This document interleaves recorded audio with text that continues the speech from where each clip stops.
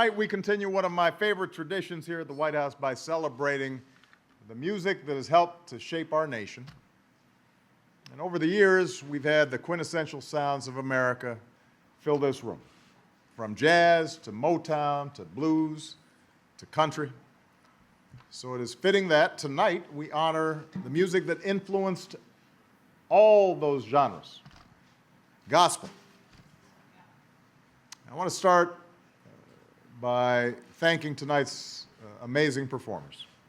Now, I've got to say you're having a pretty good night when T-Bone Burnett and the Queen of Soul herself, Aretha Franklin, show up at your house to jam. So we've got royalty here tonight. It's a state visit tonight. We don't know everything about the origins of gospel, but we do know that this music is rooted in the spirituals sung by the slaves, which W.E.B. Du Bois called the most beautiful expression of human experience born this side of the seas. Even though they were often forbidden to read or write or even speak freely, slaves were permitted to sing. Songs were where their dreams took flight, where they expressed faith and love, as well as pain and fear and unimaginable loss. Songs were also how they conveyed information, the locations of safe houses for runaway slaves, or directions for a path towards freedom, buried in the coded language of divine lyrics. They sang songs of liberation, if not for their bodies in this world, then for their souls in the next.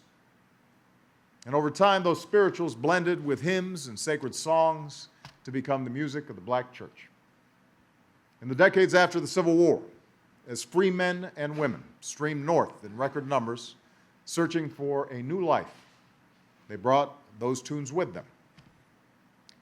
But the gospel music we know today really started in the 1930s, when jazz musician Thomas A. Dorsey combined the sounds of the church he grew up in with the jazz and blues that he loved. By the 1960s, gospel music had become central to the civil rights movement, not just through the political activism of legends like Mahalia Jackson and the Staple Singers, but through the songs themselves, from hymns like Take My Hand, Precious Lord, a favorite of Dr. King's, to the anthem of the movement, We Shall Overcome. Gospel music has evolved over time, but its heart stays true. It still has an unmatched power to strike the deepest chord in all of us, touching people of all faiths and of no faith. As Mahalia Jackson herself once said, blues are the song of despair, but gospel songs are the songs of hope. Hope that we might arise above our failures and disappointments. Hope that we might receive his redemption. Hope that in lifting our voices together, we too might one day reach the promised land. So tonight we will hear from musicians who helped to shape this singular American art form, and musicians who are taking gospel to great new heights. And to get us started, I'd like to introduce an extraordinary singer, a woman who reaches millions with her music and preaches to her flock from her North Carolina pulpit every Sunday. Please give it up for Reverend Dr. Pastor Shirley Caesar. But that's a topic for another day.